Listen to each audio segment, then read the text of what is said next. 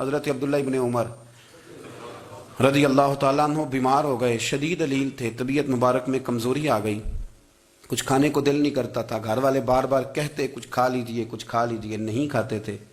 بالآخر حضرت نافع آپ کے غلام تھے، ان سے کہنے لگے کہیں سے مچھلی مل جائے نا تھوڑی سی، میں کھاؤں گا۔ تو کہتے ہیں میں سارے مدینے میں ڈھونڈتا رہا، مچھلی نہ ملی، اگلے دن بھی ڈھونڈی تو نہ ملی، تیسرے دن بھی ڈھونڈی تو نہ ملی، تو فرمانے لگے یار بس چھوٹی سی خواہش ہے، کوئی فرض نہیں ملتی تو رہنے دے۔ کہتے ہیں چوتھے دن مچھلی مل گئی، میں 1.5 دینار کی مچھلی لایا، لا کے حضرت عبداللہ ابن عمر رضی اللہ تعالیٰ عنہ کے سامنے جو مچھلی رکھی تو آپ نے لقمہ روٹی کا توڑا تھا، مچھلی کو لگانے لگے کہ دروازے پہ فقیر نے آ کے آواز دی کچھ کھانے کو دو۔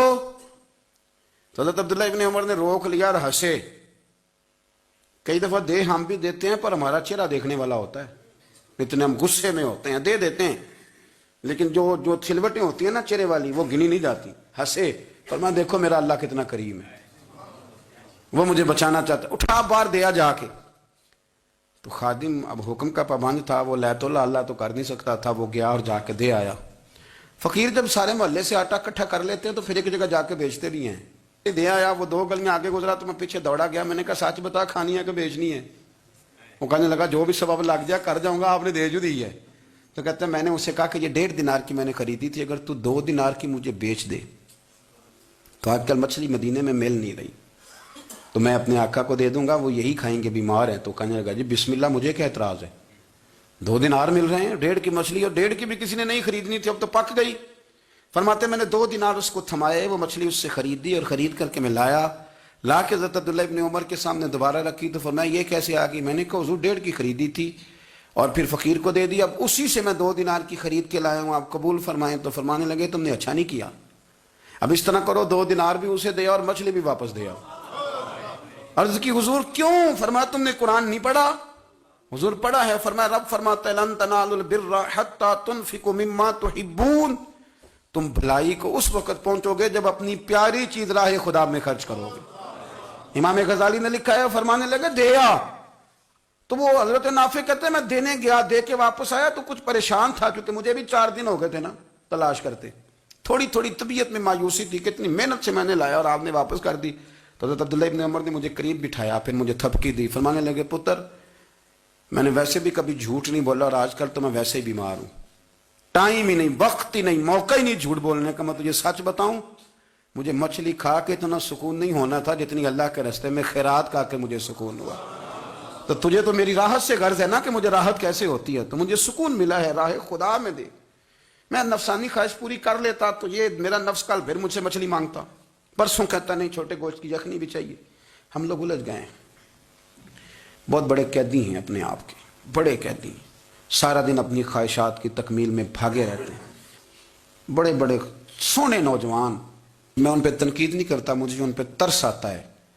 جب میں رات کے اندھیروں میں انہیں ٹیلی فون لے کے چوکوں میں کھڑے دیکھتا ہوں تو مجھے رحم آتا ہے، میں کہتا ہوں دیکھو نفس کی خواہش کے پیچھے یہ کیا مثلا آخر کیا ہے اس میں، ایک عورت کے پیچھے تباہ کر لیا اپنے آپ کو، یعنی زیادہ سے یہ کوئی مقصود ہے، یہ کوئی مقصد حیات ہے جس کو مقصد بنا لیا ہے؟ میرے عزیز بات کو سمجھ لیں، اتنا خوبصورت آدمی ہے اور اتنا اس کا اونچا قد کاٹ ہے، اور کیا کس کے پیچھے یہ بھاگا ہوا ہے؟ بڑا سمجھدار، دانشور، عقل مند آدمی، ذی روح بندہ، لیکن اس کا سٹیٹس آپ یہ ملاحظہ کریں کہ وہ 20-40 ہزار کی خاطر جھوٹ بولتا ہے، دھوکہ دیتا ہے، فریب اور فراڈ کرتا ہے۔ ہم اپنی نفسانی خواہشات کے پیچھے اس طرح بھاگتے ہیں کہ ہم اصل سے رہ جاتے ہیں۔ میری باتوں کی سمجھ آ رہی ہے آپ حضرات؟ تھوڑا تھوڑا کر کے، ایک ایک کر کے ان کی باتیں کم مانیں۔ وہ ضروری تو نہیں نا کہ سویرے ناشتہ بازار سے اپنی مرضی کا تگڑا کیا ہے، بازار سے لا کے پوڑیاں چنے بہترین کھائے، اور پوڑیاں چنے ابھی کھائے نہیں، شاپر میں ڈالے ہوئے ہیں، اور وہ لے کے ابھی آ رہا ہے تو ساتھ ہی رستے سے گوشت بھی چھوٹا اچھا لگا تو 2 کلو وہ بھی لے آئے کہ پوڑیاں چنے کھاؤں گا اور دوپہر کے لیے گوشت پکاؤں گا۔ وہ پہلے یہ تو کھا لے صاحب، اس سے تو نجات پا لے، یہ پتہ نہیں ہضم ہوتا ہے کہ کچھ اور کرتا ہے تیرے ساتھ، لیکن وہ گوشت بھی ساتھ لے آیا۔ یعنی ٹیبل پہ، ناشتے کے ٹیبل پہ بیٹھ کے فیصلہ ہو رہا ہوتا ہے کہ ہم نے کیا کھانا ہے، ہم نے کدھر جانا ہے۔ سنگیو یاد رکھو، باتوں کو سمجھو اور غور کرو۔ یہ تھوڑا تھوڑا کر کے جب ہم چھٹکارا حاصل کرنے کی کوشش کریں گے نا، چھٹکارا حاصل کرنے کی، کئی جگہ سے کسی جگہ سے اگر آپ کو تنبیہ ہوتی ہے نا، تنبیہ، اس میں بھی بڑا مزہ آتا ہے، اس میں بڑا. ہمارے ایک بزرگ تھے، تو ایک دن نا میں گیا تو کہنے لگے الحمدللہ آج میں بڑے سکون میں ہوں. میں نے کہا جی وہ کیا ہوا؟ کہنے لگے میں اپنے آپ کو بڑا پیر صاحب سمجھنے لگ گیا تھا. تو ایک وابڈا کے کسی آدمی سے کام تھا، تو میرے ایک دوست نے مجھے کہا کہ پیر صاحب اس کو ٹیلی فون کر دیں، سنا ہے آپ کا عقیدت مند ہے. میں نے اس بندے کو ٹیلی فون کیا تو کہتا پیر صاحب میں عزت آپ کی بڑی کرتا ہوں پر یہ کام نہیں ہو سکتا. کہتے ہیں جب اس نے مجھے کہا نا تو کچھ بھی نہیں، تو مجھے بڑا مزہ آیا ہے، ورنہ میرا تو نفس پھول گیا تھا. میں تو سمجھتا تھا کہ جو میں کہتا ہوں ویسے ہی ہو جاتا ہے. کہتے اس نے تھوڑا سا نا مجھے لیول میں کیا ہے، مجھے مزہ آیا. یہ لوگ نا اپنے اوپر بوجھ ڈالتے تھے، یہ تھوڑا تھوڑا پیچھے ہٹتے تھے، یہ سمجھتے تھے کہ اس طرح تو ہماری تکمیل رہ جائے گی. صبح سے شام تک اگر اسی نفس کی باتیں مانتے جائیں گے تو خرابی کرے گا. دولت کا نشہ ہے بھائی، دولت کٹھی کرنے والا کسی جگہ سیر نہیں ہوتا. حسن کا نشہ ہے، حسن کا نشہ ہے. حضرت ابو بکر شبلی رحمۃ اللہ علیہ فرمایا کرتے تھے جو تیری بیٹی کو خوبصورت سمجھ کے اس کے ساتھ نکاح کرنا چاہے اسے بیٹی نہ دینا. حضرت جی کیوں؟ فرمایا حسن تو تھوڑے دن کے بعد ختم ہو جائے گا، پھر وہ اس کی قدر نہیں کرے گا، وہ تو کہیں اور منہ مارتا پھرے گا. حضرت ابو بکر شبلی رحمۃ اللہ تعالی علیہ کی بیٹی خوبصورت تھی. ایک نوجوان کہنے لگا میرا نکاح کر دیں. آپ فرمانے لگے پتر تو 1 مہینے کے بعد آنا کر دوں گا. بڑی موٹی تازی خوبصورت صاحبزادی. تو حضرت نے اسے دوائی کھلائی، اسے پخانے لگ گئے. جو پخانہ کرتی ایک مٹکے میں سنبھال دیتے. تھوڑا وقت گزرا تو وہ ہڈیوں کا پنجر بن گئی. مہینے بھر میں دست اتنے آئے کہ کمزور ہو گئی. تو ابو بکر شبلی 1 مہینے کے بعد نوجوان کو بلایا، فرمایا ادھر آ تیرا نکاح کروں. بچی دکھائی تو وہ کمزور بستر پہ پڑی. فرمایا شادی کر. کہنے لگا اس سے نہیں میں نے کرنی. فرمایا یہ وہی ہے؟ کہنے لگا جی نہیں. فرمایا تو کہتا تھا مجھے عشق ہے، کدھر گیا تیرا عشق؟ کہنے لگا حضرت صاحب آپ کیسی بات کر رہے ہیں؟ فرمایا ادھر آ. پھر وہ مٹکا جس میں گند رکھا تھا وہاں لے گئے. فرمانے لگے تیرا اس کے ساتھ عشق تھا، یہ ہے تیرا عشق. فرمایا اسے تو میں 4 دن روٹی کھلاؤں گا پھر تندرست ہو جائے گی، لیکن میں دیکھنا چاہتا تھا کہ تو میری بیٹی سے پیار کرتا ہے یا اس کے چہرے پہ آنے والی کچھ وقت کے لیے سرخی سے پیار کرتا ہے، اس لالی سے پیار کرتا ہے جو جوانی کے وقت بچوں اور بچیوں پہ آتی ہے.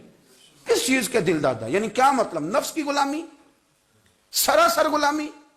اور پلٹ پلٹ کے اور بڑے بڑے سیانے بندے چھوٹی سی خواہش کے لیے.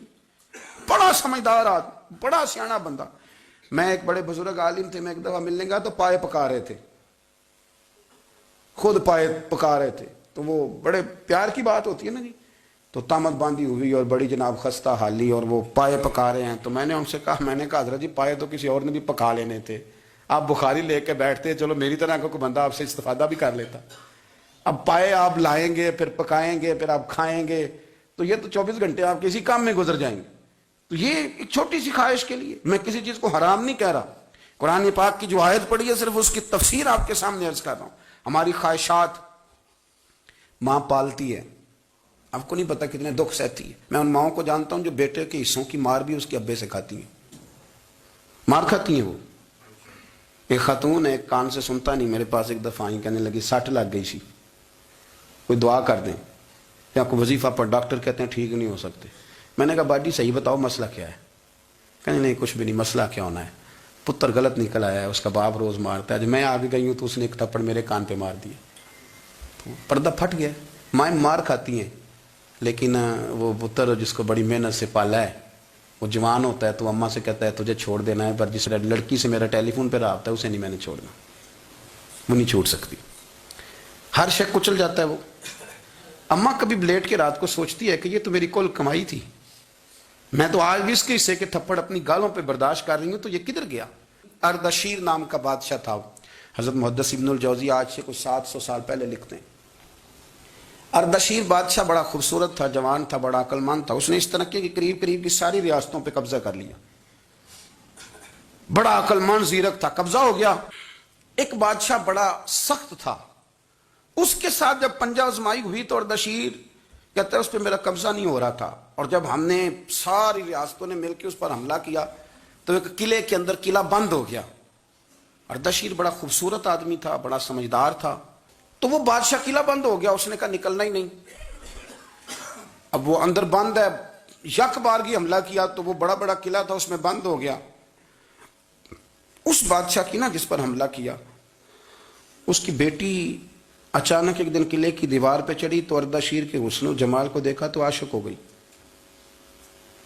اور اپنے ہی باپ کے خلاف اسے کہنے لگی کہ اگر تو میرے ساتھ شادی کا وعدہ کرے نا تو میں تجھے رستہ بتاتی ہوں حملہ کرنے کا۔ اس نے کہا میرا وعدہ رہا، تو رستہ بتا۔ اس نے رستہ بتایا اس لڑکی نے، اور بادشاہ نے حملہ کیا تو اس کا باپ قتل کیا، اس علاقے پہ قبضہ کیا شادی کے وعدے پر۔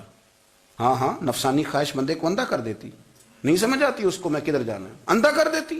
حملہ کیا، اور جب اس لڑکی کو لے کے آیا نا اپنے محل میں، تو پہلے دن شادی کی پہلی رات تھی، تو بستر بچھایا کنیز نے، تو وہ کبھی کروٹ ادھر بدلتی کبھی ادھر بدلتی، تو بادشاہ کہنے لگا کیا ہے؟ کہنے لگی بستر میں کچھ ہے مجھے تکلیف دے رہی۔ اس نے چراغ جلائے اور جب بستر اٹھایا تو ایک اتنا سا دھاگا نکلا۔ دھاگے سے عموماً تکلیف نہیں ہوتی، تو اس نے کہا تو اتنی نرم و نازک ہے کہ دھاگا؟ کہنے لگی میرا باپ نا میرے ساتھ اتنا پیار کرتا تھا کہ روز میرا بستر بھی خود بچھاتا تھا، اور اس نے آلہ رکھا ہوا تھا، وہ ناپتا تھا کہ کوئی پایا اونچا نیچا تو نہیں، میری بیٹی کا بھینس سوتے وقت خراب نہ ہو جائے، اور میرے لیے گوشت اور کپڑے بھی خود پسند کر کے لاتا تھا، کھانے پینے کا خود خیال کرتا تھا۔ اردشیر کہنے لگا اچھا وہ اتنا پیار کرتا تھا، اور پھر تو نے اس کے ساتھ کیا کیا؟ کہنے لگا بلاؤ کنیزوں کو بلایا، فرمایا اس کو اٹھاؤ اور جلاد کے پاس لے جاؤ، اسے کہو کہ اس کے بال ایک گھوڑے کے ساتھ باندھے، پیر دوسرے گھوڑے کے ساتھ باندھے، اور ایک گھوڑا ادھر بھگا دے، کدھر بھگا دے۔ یہ جس کے باپ نے اتنا پیار کیا، یہ نفس کی اتنی غلام ہے کہ اس کی وفادار نہیں رہی تو میری وفادار کیسے بنے گی؟ اس نے اتنے نازوں سے پالا کہ دھاگا اسے برداشت نہیں۔ او یارو، یاد رکھو، اگر نفس کی غلامی کرو اور بڑے بڑے وفاداروں کو چھوڑ کے غلامی کرو تو پھر کہو وفادار مل جائیں، کوئی بول اب لڑا نہ بول بیٹھی ہوں دے خسم ناراض بڑ بولیاں دے، کہاں سر کھائے تے بول بول ٹھنڈ پائے، بڑے فرق نہیں سجنا بولیاں دے، جڑیاں خسماں دی وچ رضا وسن، بھاگ جاگ جاندے انہاں گولیاں دے، آپ ادلیاں نو سردار پین تکے تے شرما والیاں نو چوٹے ڈولیاں دے۔ اپنے نفس کے پیچھے چلو کہ تو یہ تباہی ہے، جب ہم نے کسی سے وفا نہیں کی تو یہ کیا امید ہوئی کہ دنیا ہم سے وفا کرے گی؟ اللہ رسول کی مرضی کے مطابق اصول پسند زندگی بنائیں، ایک ایک کر کے اپنی خواہشات سے پیچھے ہٹیں، تھوڑے پہ گزارا کرنا سیکھیں، اپنے نفس کو سمجھائیں۔ ضروری نہیں کہ روٹی ہر وقت مزے کے لیے کھائی جائے، کبھی کمر سیدھی کرنے کے لیے خشک روٹی بھی کھا کے دیکھو، کبھی سادہ کھانا اس پہ بھی اکتفا کرو، کبھی تھوڑا کھا کے اچھے طریقے سے سادے کمرے میں بھی اللہ کو یاد کر کے دیکھو۔ نفس کے پیچھے نہ بھاگیے گا، تباہی کرے گا۔ رب کریم سمجھنے کی توفیق رفیق عطا کرے۔